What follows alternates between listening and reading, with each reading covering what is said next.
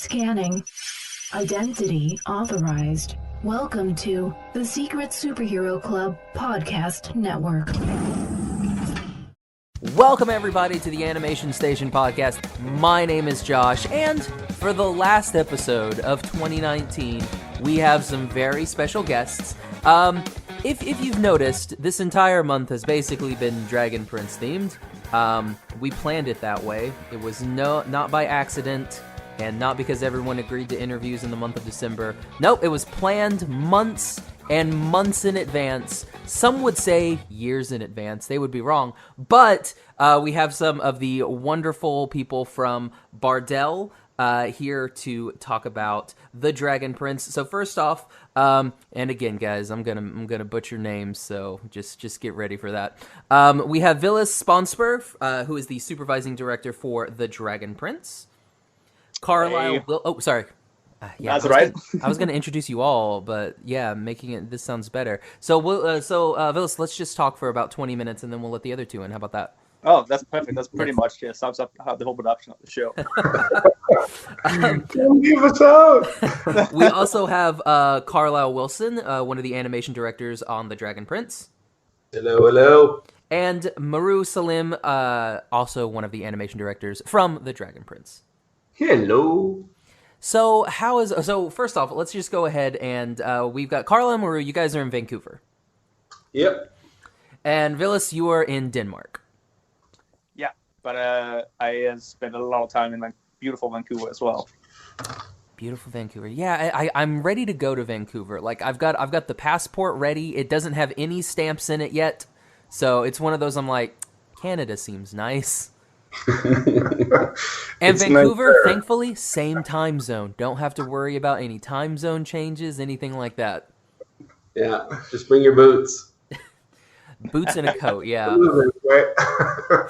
See, I came from Oklahoma, so that's like in the middle of the U.S. So I mean, it does get kind of chilly. We actually have seasons in winter, and then I moved to California where it's just sun.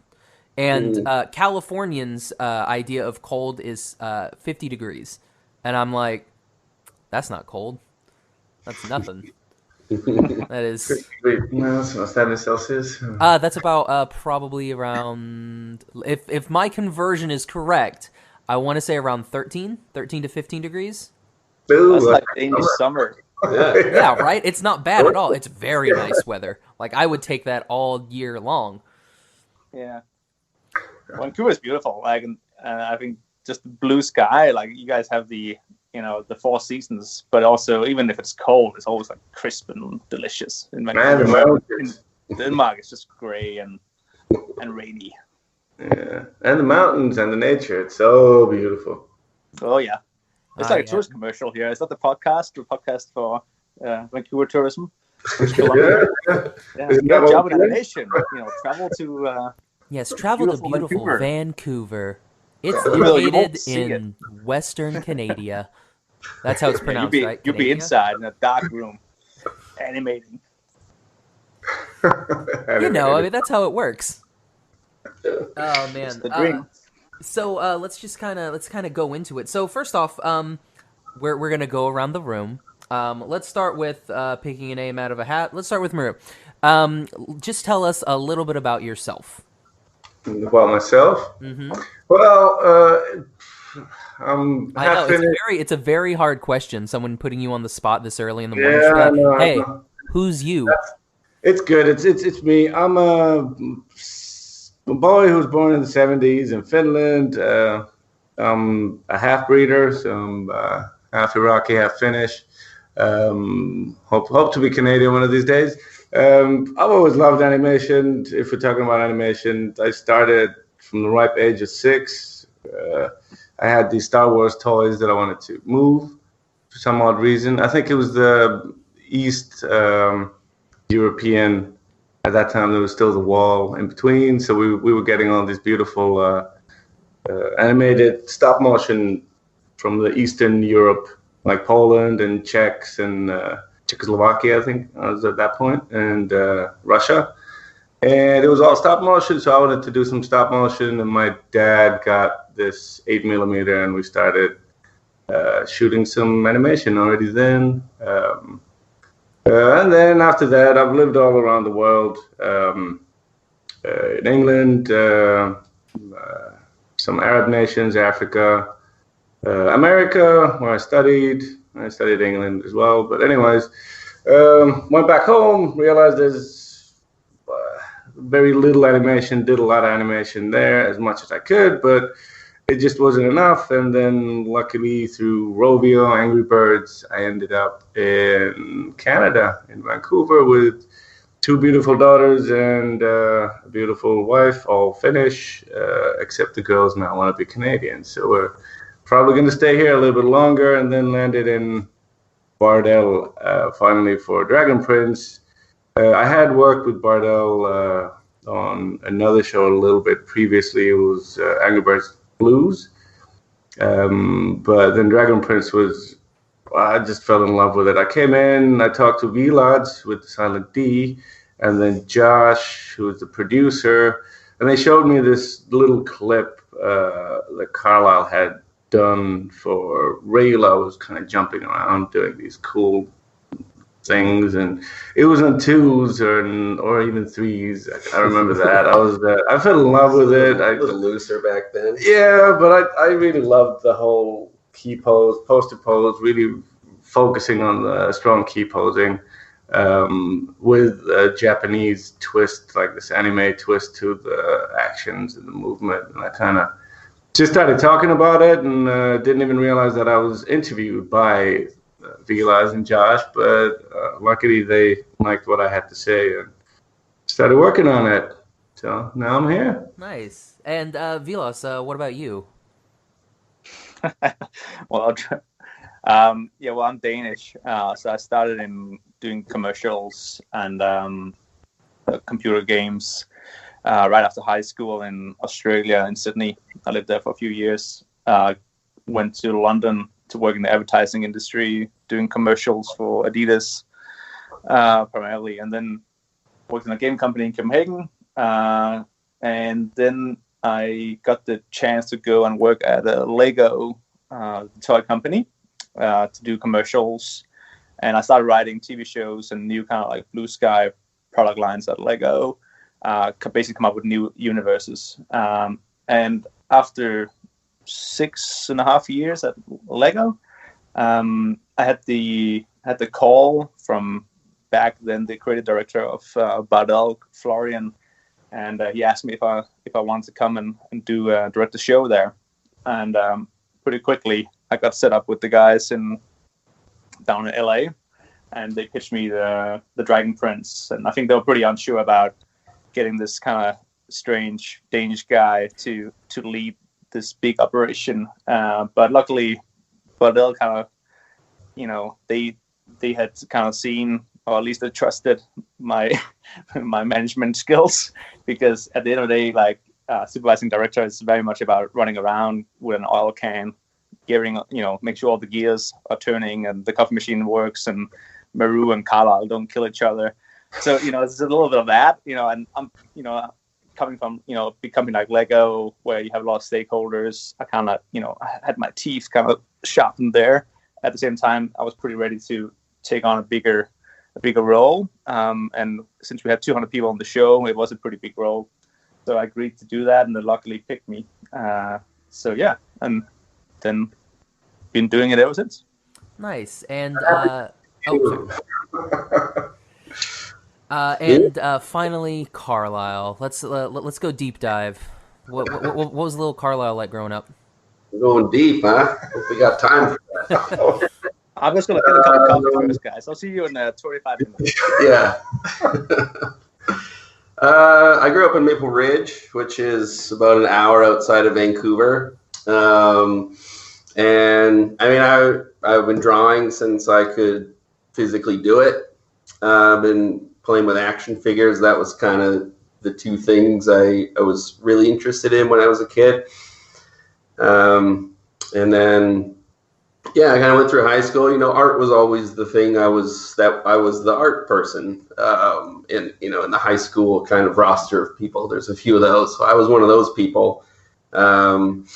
And then I think I got later in high school, near the end of high school, I started to kind of see animation started to become, hey, maybe this is something that I could do with this art that I've just been doing for all my life. And then, I went to look at some schools. I didn't get into a school for the first year, so I did some training, figure out how to get into the school that I wanted to get into. And then I did that. I went to Capilano University for 3 years doing animation there.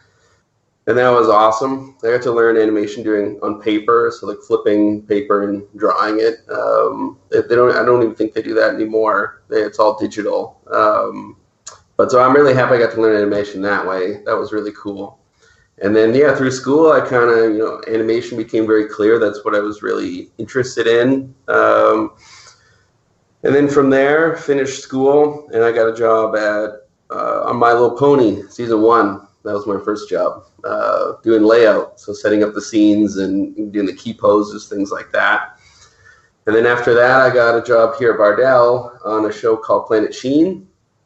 That's like a spin-off of Jimmy Neutron. Jimmy Neutron one, yeah. His voice is a lot more shrill.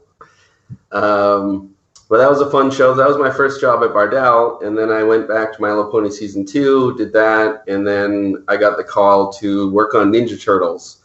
So Bardel got to do some of the work on Ninja Turtles, and so I got on that on season 1, and that was crazy. I mean, Turtles was one of the action figures that I was consumed by as a kid, so that was really exciting to get on that. And then I was on that for all 5 seasons of the show. And by the end of my time at Bardel, I moved up to be one of the episodic directors on season 5. So Bardel's been really supportive of my growth throughout my years here, and so that kind of set me up to be kind of ready for the Dragon Prince. I don't know if I was ready, but I was hungry for it. And so the Dragon Prince was kind of the next thing Bardel had going, and I was really eyeing up that. So I managed to get in on that. Impressed Villads, then he liked me, so they let me on. And then, a few months later, Meru came on, and then we did it. Woo! Nice. What type? Were there any animators or someone in the industry that you guys kind of looked up to while you were going on your through your career, through school and everything? You're like, you know what? I really like this work or this type of animation style. This is someone that I look up to. That's a horrible question, by the way. It was rambly, and so basically, the question was, what animators inspire you? Well, for me, there's depends on the time, and there's always been different ones, but and also it's not so much just animators. It's also directors or layout artists or anything. But I think for me, progression was the Eastern European animation, and then Ralph Bakshi was someone that I fell in love with very early. He did the Lord of the Rings, the animated version. Mm-hmm. I think it was 77 or 78 when that was done. That was one. And then obviously we're all going to say the 9 Old Men from Disney. I'm horrible with names, so I'm not going to name him. Milt Kahl, that's one name that I can always remember from that bunch. That was, obviously their work is beautiful. And also because they kind of had to invent all of it. So that was, for me, the first time I kind of put pen on paper for animation, and then I saw stuff move magically using the Bible, which was, what do you call the Disney one? Illusion of Life. Yeah. And then kind of just seeing the beauty of the movement and realizing these guys did not have anything to look at and they still invented it. That was amazing. That was very magical for me. And then I played this game, Dragon's Lair, at one point, which was Don Bluth. Mm-hmm. Animated it, and I fell in love with that motion. So obviously I went for the 2D. And in the 90s when I went to 2D. It was still Pixar just came up with the first Toy Story, so there was an argument of 2D, 3D at that time. Like, and I was still going for the old school. So a lot of that, and then obviously from that, the natural progression for me was the Miyazaki's and the animation of like Asian animation. So, but yeah, there's a lot of names there. I'm gonna leave some names out so that you guys can make some. Name dropping absolutely everybody. Please hire me for the next job. Yeah. Well, I can take over then because my list will probably be a little shorter because I come from a bit more of a writing directorial standpoint. I'm not an animator, so for me, in animation, I think Glenn Keane, of course, is like the easy go-to, but more story-driven. I think Brad Bird has always just had like such a character-driven approach, and keep it simple, but with so much heart and twist.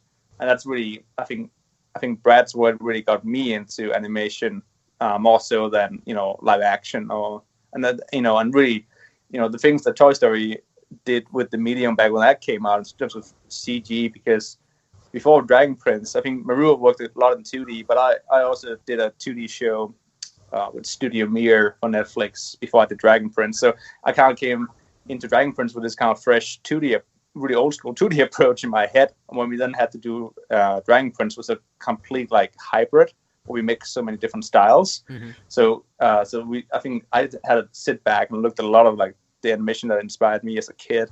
And again, like it's the classics, Western animation for me. I mean, for me, like currently, especially working, the people we work with are definitely a big, on the day-to-day. I wouldn't underestimate how much the people that we work with inspire us to kind of keep going, especially on the days where it's difficult. But I mean, yeah, like Villads said, there's the fan favorites, Glenn Keane, like Eric Goldberg, Chuck Jones, and Tex Avery. Those are some of the classic. Even go through animation school, like learning about those, all the crazy stuff those guys were doing. But I mean, I'm such a simpleton when it comes to like knowing rock stars in animation. I went to a James Baxter's animation workshop. I didn't really know who he was. Like, I feel ashamed saying that. There'll be animation people listening to it. They'll be like, you don't know what you're talking about. But, I just kind of don't pay attention to that stuff as much. But seeing his workshop, I don't know, it was so inspiring. Seeing him animate like straight ahead, just making something up, and then he played it at the end, and it was like flawless. It was so insane just to watch someone do that. And then like afterwards, I asked him like, "Hey, have you seen our show? Have you seen the Dragon Prince?" And I think if I actually knew like the legend that he is, I probably wouldn't have asked him that. But yeah. Or you would have asked them, but like way cooler, just kind of like saunter up and be like, "Hey, so I got the Dragon Prince," Yeah, I felt like a 12-year-old, just like, "Hey, have you seen our little show?" Well, the theory is that he'll come and ask you. But I don't know, like to me, the show it was such a love letter for 2D animation and like 3D, but the heart of it was what was so good about 2D and the strength of 2D, and that's kind of maybe why I felt like, hey, maybe he would see what we're trying to do here, and kind of see through the what we're challenged by. But and that was season 1 too, so the show's grown quite a bit since then. But and that's one of the things that we're going to talk about here in just a sec. Before we go into that, though, we do have the fan favorite questions that everybody always likes to ask. I can't talk, guys. It's hard. Talking for a living is hard. I don't know if you guys know that. It's very difficult. It's basically, I think that's basically what animation directors do. Yep. We try to talk our ways to good animation. And laying on a couch with a cup of coffee, just trying to explain to some poor animator what you're thinking. Yeah. Look at the beautiful work that all the others are doing. Yeah, exactly. Just take the credit for the great artist. Well, hopefully we don't take the credit. So it's kind of a two-part question, but so what are your favorite animated shows and what's your favorite animated film?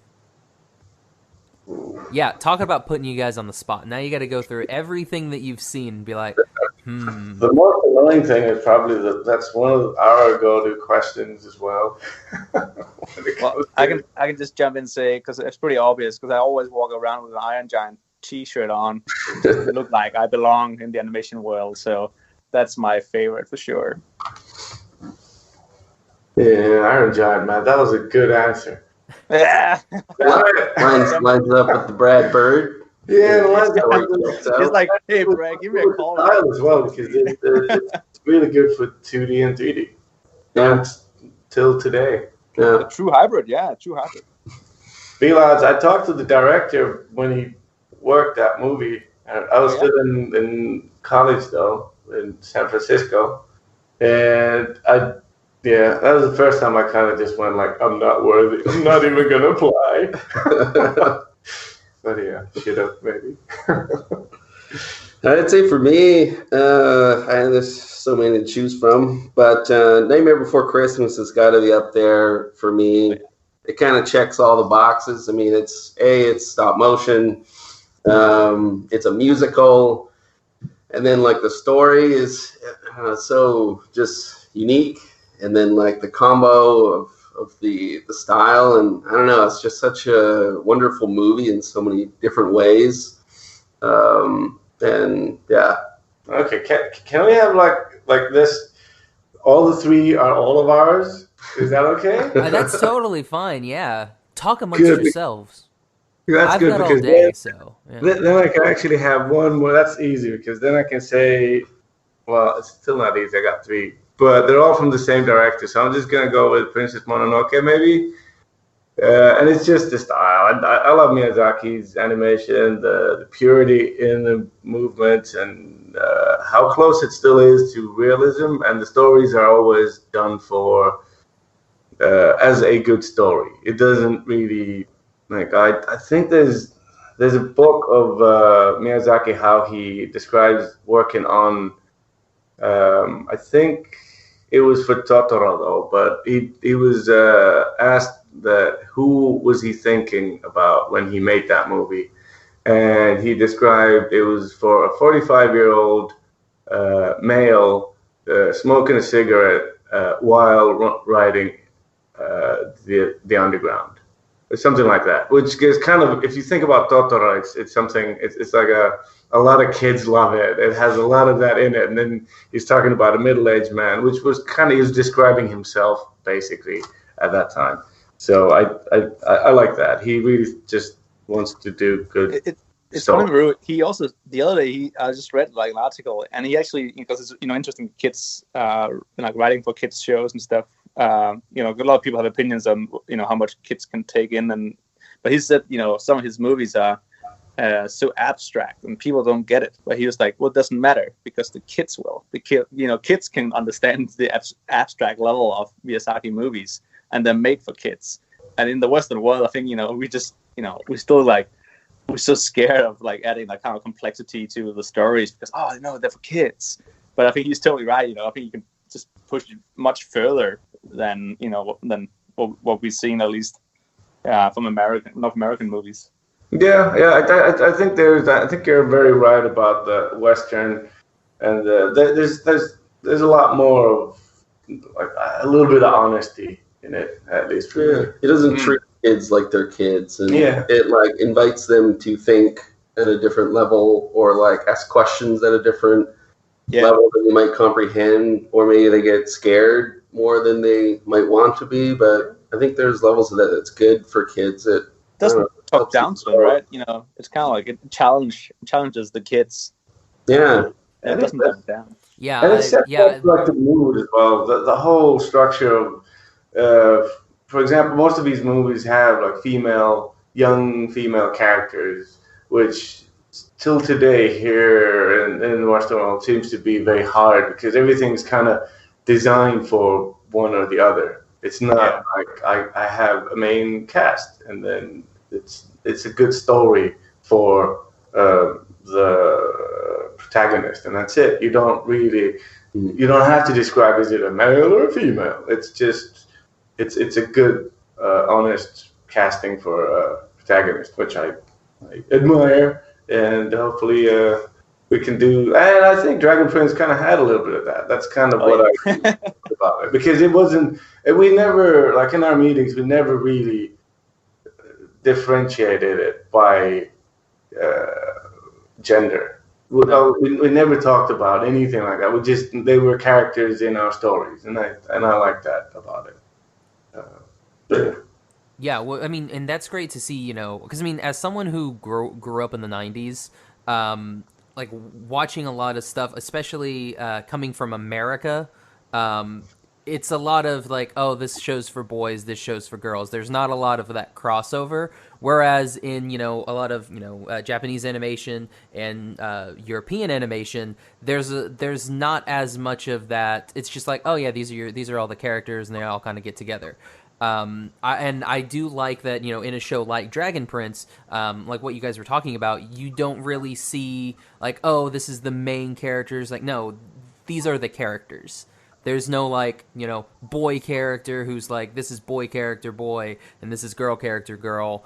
It's just everyone is just kind of a character in themselves. And I think that's, due to the writing and everything that you guys have done, and it makes for a better show in the long haul, for sure. And, just to add to that, I think, the fact that, we tried to make sure the characters aren't just like binary, right? It's a complete, it's a full spectrum of, characters of all beliefs and colors, and, and I think it's only a baby step in the right direction, what we were doing. But, seeing the reaction is, great. And one of the, few things that were, phenomenal about working on the show is that you have, we luckily had a rooster of directors on the show, which were like both male and female. We have, all the animators with a pretty good split, I would say, as well, of ethnicities, LGBTQ plus representation in the crew, in the cast, and just having that kind of like community where it's like, you can be completely open and, you don't have to there's no kind of agenda. We just do what is right for, the characters, for the storytelling, for the universe. Mm-hmm. Was like incredibly liberating, for me. And I never tried that before. Yeah. And I do, I mean, even with the animators, like the freedom that Villads is kind of describing as well, is that we did have a very, Carl, I can say if I'm mistaken here, but both of us kind of have a very, very free way of empowering the animators as well in our lineup, to the extent that I think we had some of them even going for some storyboards, just to like suggest some of their story structures, and also like Villads was saying, we did have people from all sorts and places, and so it was nice to get all kinds of point of views. Obviously, not everything's going to be listened to in the sense of there is a structure in the script that is very beautifully written and done, and that's our playing field. But it's kind of like using your tools basically, and we were listening to all the artists as well, like what they suggested, and their suggestions were brilliant. There's a lot of good things came out of that. Just adds like a level of richness that, I mean, we don't have to rely on our our limitations, and I don't know, empowering people to feel free to be creatively explorative, so they can offer ideas. And like Meru said, they're not all going to work, but the the fact that people feel comfortable always bringing that stuff up was important to us. And I mean, it shows, especially for us, when we see the work, when you see that little idea someone's put in, or, you know, they thought of a character to a level that you might not have thought of, or something like that. That's the stuff that keeps me coming back every day, is seeing that and getting excited about this thing that someone came up with. And you just kind of get to be there to either coach them, you know, can we make this stronger? Can we make this stand out better, or make it work, make it read better? But it was so fun just to have a crew of people that, felt to some extent that they might suggest, can we add a shot here, or things like that. And I think it's cool. And I think that came from the very top, that Wonderstorm always wanted the show to feel like that, to have that everyone had ownership over it, and they felt like they were a part of it. And that I remember from the very beginning meeting, you know, Villads and meeting all the people at Wonderstorm, that was very important. And I think, I mean, from my perspective, I think we had that. Yep. Yeah. Well, Aaron, the head writer, would walk around the floor, you know, on an almost like monthly basis and talk to the animators. Just kind of like, you know, the animators be so interested, like, oh, what happens to, you know, Rayla? What happens to Callum? And he would be like, what do you think? You know, and then, you know, they just start talking. And at some point, you know, he had to walk away, or at some point, you know, engaged in, you know, back and forth with them. And then you read the next script, and suddenly there's an idea, and you're like, whoa, that came from, you know, the floor, or that came, you know, not that many came from me, unfortunately, but, you know, but the ideas came from different places. And the show kind of was, that sense, like organically written, which I also, again, back to the kind of ownership, that the ownership of the artist, all 200 people, is really what you see on the screen, more than, you know, mine, or, you know, John Carlo or Aaron or you two's kind of like personal opinion, right? It's kind of like it was democracy in its most perfect setup. Creative democracy. Yeah, which is like, it never feels works. like it though. I mean, even on the floor, you could sense it. Like I've been in so many productions before, and I thought it was like, while we were working on it, it felt like, man, this is good. Yeah. Because it's like what Villads is saying, that the thing that everyone's kind of pulling the same rope, everyone's aiming for the same goal, but and everyone kind of feels like they are listened to. I mean, it was a long marathon, like a sprinting marathon that you kind of run through. So even with that, I think it's just amazing what all the crew did. Yeah. Nice. So what is a normal day of working on the Dragon Prince like for you guys? I don't know if there's a day that's the same as the one before. I mean, it depends who you talk to. Like animators, you know, most of their day is animating. For us, it kind of depends if we're reviewing shots or, you know, problems come up. That's kind of a daily thing. If you have a dentist appointment, you know. Yeah, that too. A lot of dentist appointments. The problems come up on the floor, so you either got to grab Villads or maybe go to a different department and kind of, you know, see how you can solve it. Depends what the problem is. If it's, you know, an asset thing, or if it's story related, then, you know, we go that way. Go through shots, go through notes after notes, and then you meet up with animators, talk to them, depending on their level. Give feedback on their work, and then sometimes you even have to work yourself, do a little bit of animating. But as a director, we probably fixed a few more shots than we were supposed to as our position. But I don't know, that kind of, maybe that goes back to the show, is like, we just wanted it to be as good as it could be. And that was always my goal, was like, you know, this shot only needs another 10 minutes. I could take this, I could do it, and then the animators can keep going. I don't have to, you know, the show was hard. And so there were days where you just wanted to not stop people from what they were currently doing. But if I do that 20 times, I now have 20 shots I need to do little fixes on that. Sometimes at the end of a review session, I realize, like, oh, I got a few there.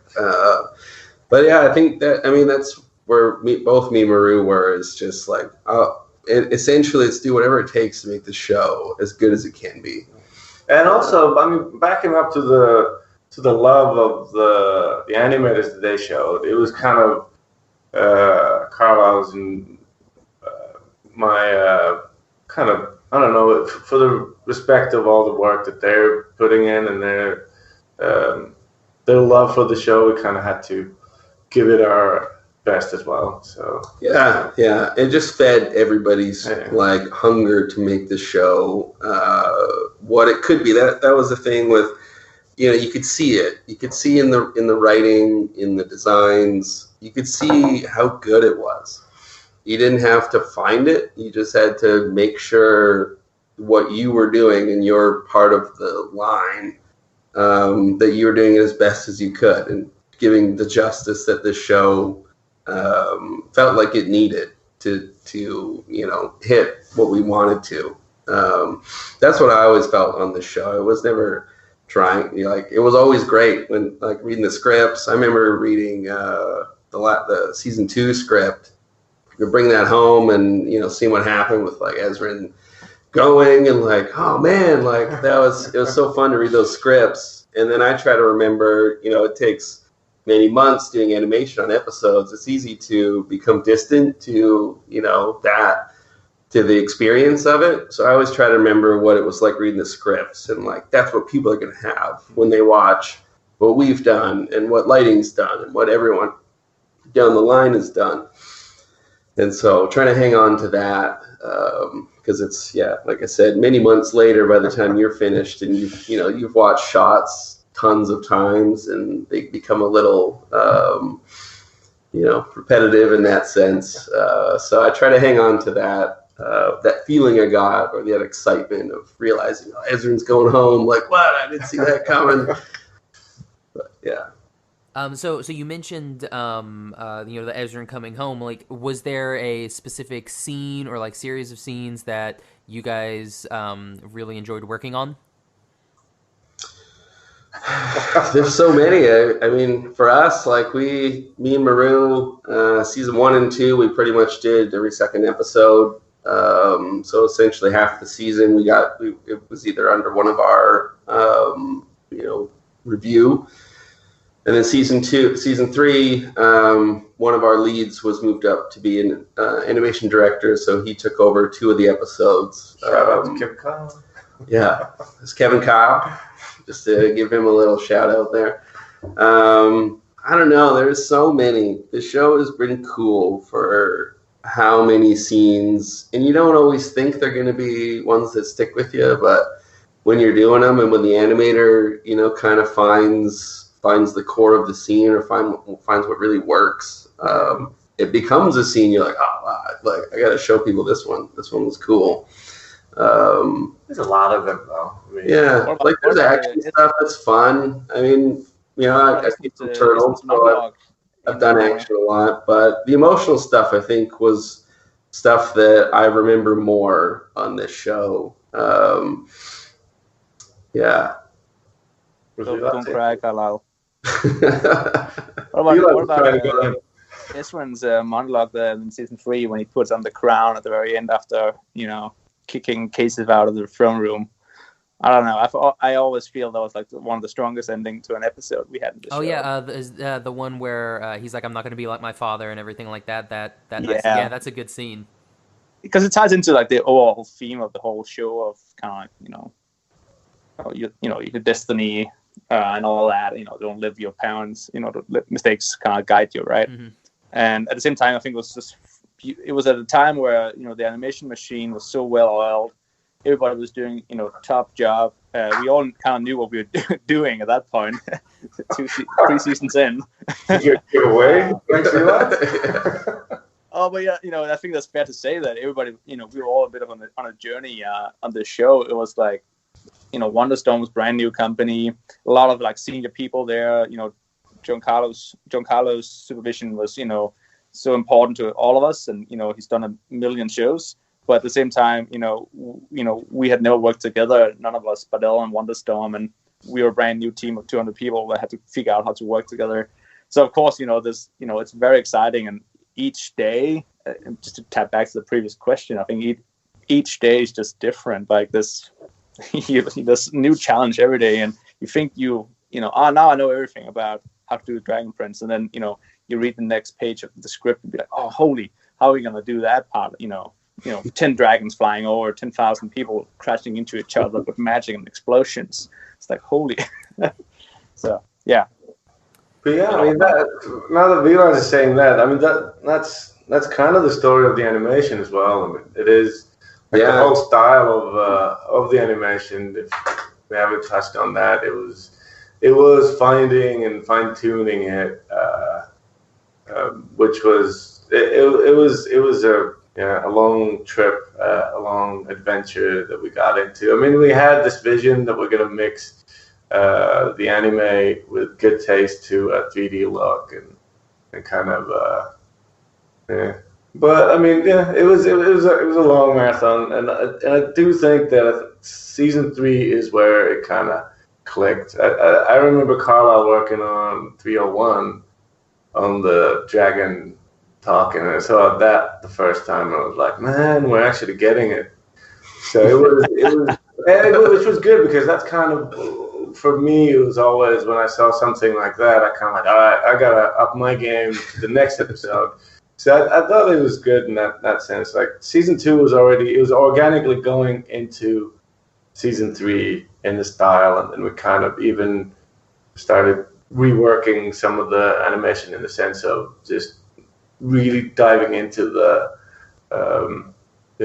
smoothness of 2D aesthetic animation, which we stayed true to the end, I think, which is a good thing. And that was kind of the goal always. But it's like Villads said, it's a new team.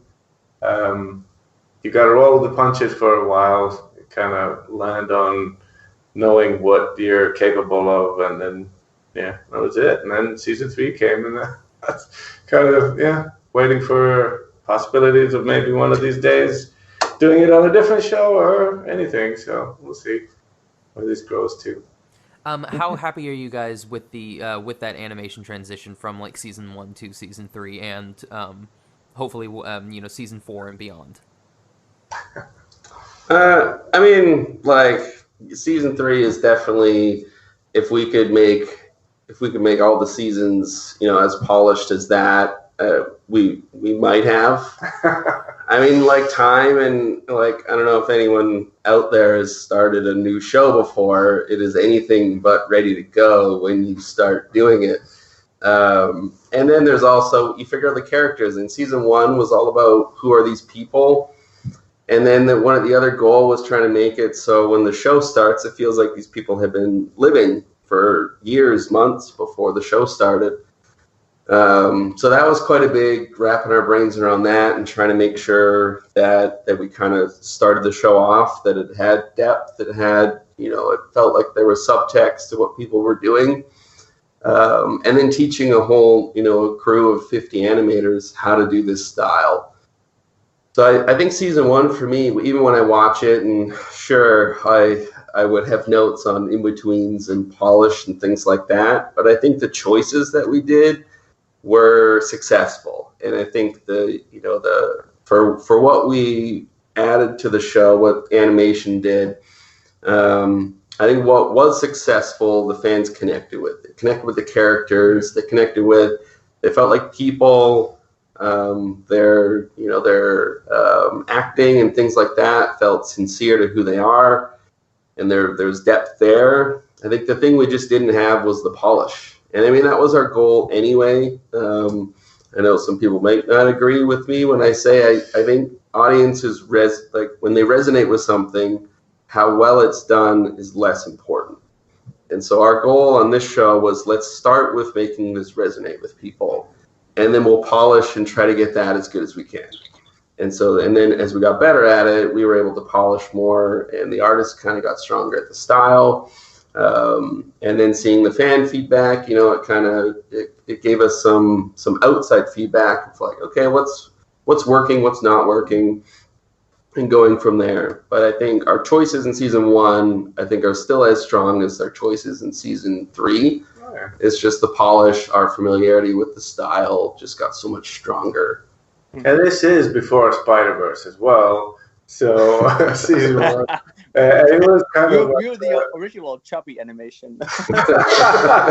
Yes, we are the original ones. But at the same time, though, if you would have thrown this into the mix of animes, I think it wouldn't have gotten that much of a word on the choppy. But for me, the payback was I was looking at my hobbies every now and then is going through the fan. Just chats and whatnot, just to read what they That's a dangerous game, my friend. I know, but I never have any opinions to it. I'm in my third person when I do that. I don't really. I mean, it doesn't. I'm a finished dry person, which can kind of take any kind of punches and roll with it. But the good thing was there was a note on Rayla on season 1 when she looks at Ezran, and Ezran looks back, and this is the moment where Ezran kind of figures, yeah, I'm going to trust this elf that I just met, and I'm going to run with her. And the fan had written that that's where he or she fell in love with Rayla, and there was a picture of it.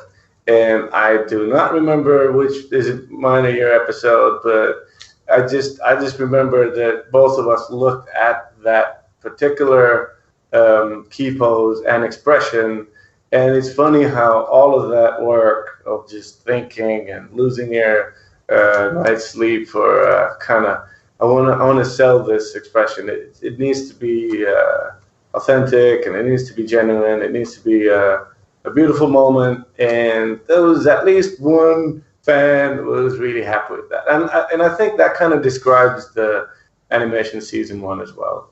All the all the structures are there, but like what Carlyle was saying, the polish wasn't. So I agree. Where do you guys feel that the animation industry is heading? It's a deep question that I got from one of my artist friends. They were like, "Oh, you're going to be doing this. Ask them this question." So this one's for Gavin. So Thanks, Gavin. I don't know. I guess like maybe. I mean, this is just like our perspective. It's pretty finite point on the industry that is worldwide. I mean, like what's exciting, I think, about currently is the variety of animation that is becoming more in the mainstream, and the exploration of animation is more accepted, is getting more accepted. I think that kind of part of that goes back to Meru's point of, if the feedback of people watching the show in the East might have been less focused on the choppy animation. That was one thing. As even in our training week, we kind of pointed out like our Western animation typically relates good animation is smooth animation. And you look at more in the East, that's not really part of the, that's not really correlated. Smooth doesn't equal strong. It's not in that. I don't know if it's in the culture or just in what people are exposed to and kind of used to. Just that part of the world, the smooth animation isn't kind of equated with that equal strong animation. And so I think that's part of, what Meru was saying about how people are connecting with it and what stands out to them. I mean, in the West, especially video games, all of that is kind of making people more expected of smooth animation. That equals it's good. But it seems now, like animation's kind of getting to be a bigger, variety of things people are doing. People are accepting that stuff more interested in it, and so that's really cool. I don't know about. I mean, it seems like features are kind of going the way they have been.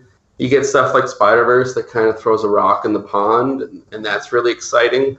I'm curious to see if that, if that kind of experimentation has legs for the future. And it's a pretty big thing to experiment with. think that's maybe why you see it a bit more on the small screen. Is it's the risk isn't as maybe it's not as big. But I think ultimately it's what the audience accepts and is kind of interested in. And so the small screen might start to help make people more open to seeing stuff on the big screen that's more experimentation and not quite in the norm of your typical features and stuff like that. So to simplify that answer, I'd say I think it's exciting where it's going. I got one word for that. We're living in the renaissance of animation. Well, you see, Klaus came out on Netflix, right? Yeah. I think, just to kind of because Netflix were, a great partner in creating the Dragon Prince. I think it's worth mentioning. They had very few notes and were kind of easy to work with and allowed us to make the show that we wanted to make and that Wonderstone wanted to make. But I think Netflix has also kind of opened up, 2D animation again with Klaus, and it's a very incredibly polished, shaded 2D. Yeah, that was one of the things. I was at. Shoot, I don't remember. I was at. I think it was the Lightbox Expo. It was a big artist thing, and they had a thing for Klaus. And they were showing everybody, okay, yeah, it's this is a 2D film. Here's what the 2D looks like, and then and this is the special shader, the lighting thing we created, and they put that on there, and it completely changes the entire film. I think unfortunately, because as also kind of producing TV shows on the side, what I see is a lot of people, when you go and do focus group testing with animation. And you ask the kids, which one do you prefer from a pure kind of visual appeal standpoint? They very rarely pick kind of traditional 2D. They always pick the glossy 3D looking show. And I think the problem with that is that then all the film executives look at that as in 2D is dead. So to kind of I think what Klaus did is we have to make something that is equally visually appealing as 3D, from a kind of boring black and white kind of testing perspective, and adding that kind of shading is definitely, to the untrained eye, it looks better. I think for us in the industry, I would personally prefer maybe a more flat 2D, where you can actually, you can read the lines and it's almost too polished, Klaus, but I totally get why they're doing it, and it looks beautiful. It is kind of it's the polish is almost raising the question, because there's always been the 3D that wants to look like 2D thing for, not always, but for the past 20, 30 years that I've kind of been on animation. And now it's kind of, that's throwing a curveball in the other way around, here's 2D that looks like 3D. So it's kind of what are we looking at? But I think it's these times with Netflix, what Villads said, and it's kind of in the place where the movies, like what Carlyle was saying, the movies are going their own way, like Pixar, Disney, that kind of, it's the perfect animation, kind of in detail wise, all the smoothing and all the curves are perfect, and the fabrics, the detail. Yeah, everything's just so detailed and so good. So there's no competition there. But with Netflix and movies like Klaus and what was the Next Gen or whatever came a while back, and then series like Dragon Prince are coming out, and it's kind of hitting that midsection that we haven't had that much. That's why I really enjoy working in an environment where kind of the future is a little bit unknown. You can actually start thinking about having these mid-budget features that you can actually you have an audience which is very close to already the fully rendered Pixar's and Disney's, but it's not quite there. The polish is not there, but to most of the audience, it's, if the story's right, I think it's kind of turning to the side where people are realizing that, hey, maybe that's something we can do. And also with series like Dragon Prince, you get into the story a lot deeper. Mm-hmm. And that's what I love about where we are in animation now, that it's, again, you're in these projects where you really focus on the story and the arcs of the characters, their emotions. It's all about emotions rather than just motion anymore. And I love that, and I'm really happy that we're living this time in animation. Exciting. So kind of our last like real question here. Is there a story or like an IP out there that you guys are like really, really wanting to work on?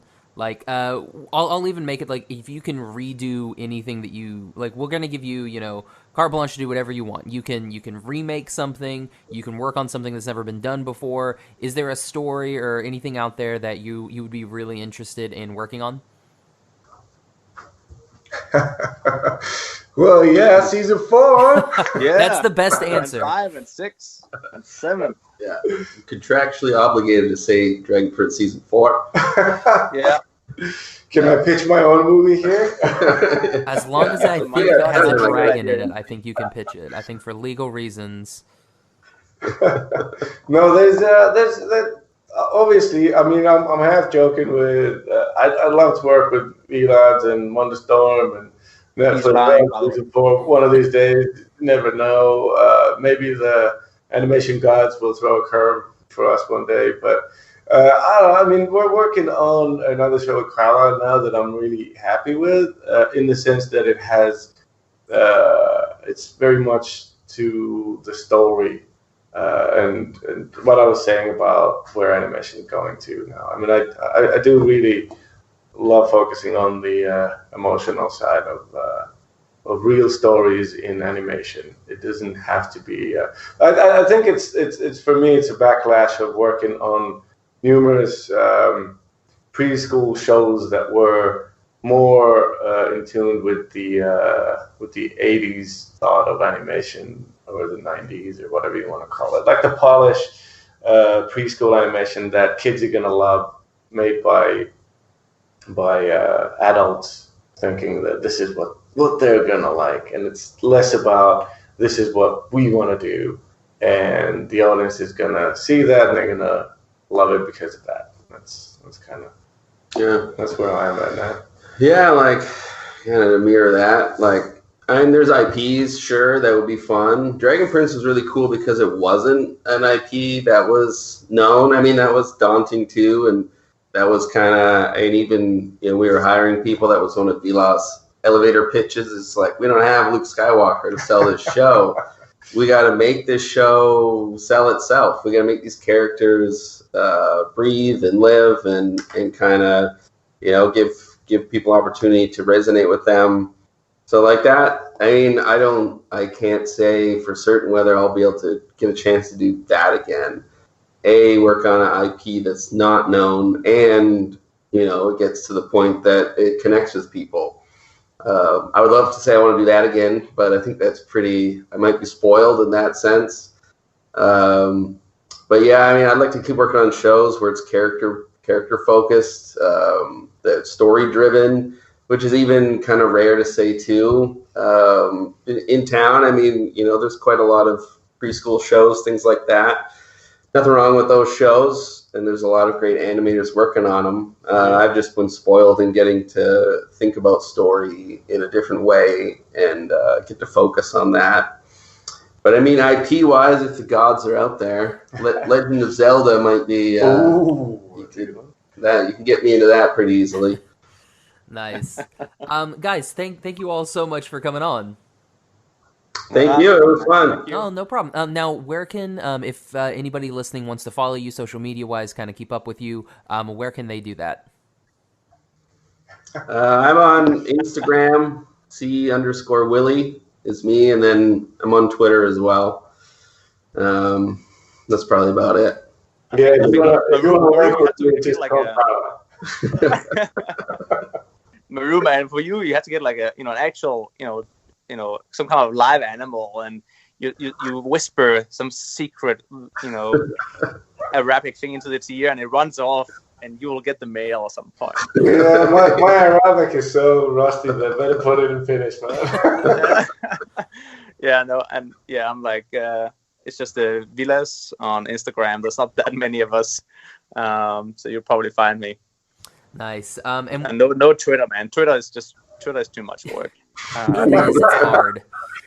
I'll be you have on time Facebook. for You can find me on Facebook or LinkedIn.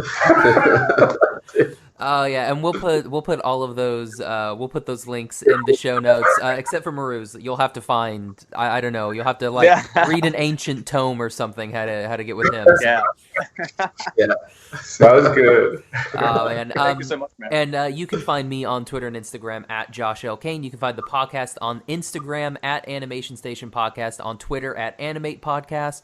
All of our episodes are available iTunes, Stitcher, Podbean, Google Play, Spotify, YouTube, and on our website, animationstationpodcast.com. Again, Carlyle, Meru, Villads. My goodness. Villads. It was going so well. It was going so well, and then at the end, he messed it up. It's like the story of my life. You gotta re-record. We're gonna re-record the whole thing. Yeah, we're just gonna have to. Sorry, guys. So we'll go ahead and do a clap sync, and we'll just start the whole entire thing over. But no, guys, thank you so much for coming on, and we can't wait to see what's gonna happen in season 4 and beyond. Oh yeah. Thank you, Josh. That was nice. Yeah, thank you. No problem. Bye. So for the Animation Station Podcast, I'm Josh. I'm Carlyle. Meru! Bye, everybody.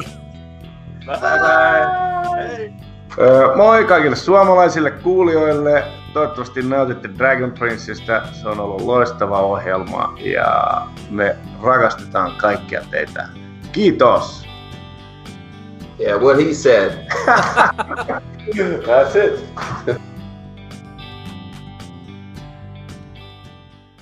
So how is everybody doing? So Carlyle and Meru, how are you guys doing today?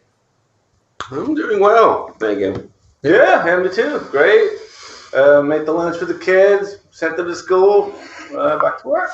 I was at the dentist this morning, so ready for holy shit! Like you guys need to come back and do some more. He's got a beautiful smile. Not too much time. Yeah, Villads, like, he already had his day. He's done. He's ready to go. Like, he's like, I gotta do this dinner and then I'm done. Pretty much. Well, I already had dinner, so. Oh, see, he's already one step ahead, guys. But you know, animation is a tough industry. We're always working. But apparently not Carlyle and Meru. What's that? To be fair, their day's just starting, so they got a little bit of time. Yeah, it's our morning shift. Yeah, I was dreaming animation already, so I got a good 10 hours in me. You can bank that. That's fair enough.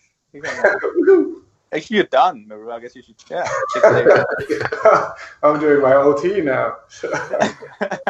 Oh, man. All right. Okay, so let's go ahead and kind of get this started. So let's see. This will be episode 192. Okay. We get Villads to start off with the intro song. Yeah, the intro. I pipe that in during the editing process. So unfortunately, I don't have an intro song. Villads can sing ready it. to go. Yeah, we can sing a song. Everybody sing the the Dragon Prince song. Yeah. Dragon Prince is a show. I can't remember. Can we do how did it go? Do do do do do do. Yeah, that's it. You can get the harmony straight first, guys. You know, I think we're a little off. Yeah, you might need to adjust the pitch. Excuse me. We can do that in post. It's all good. Oh, great.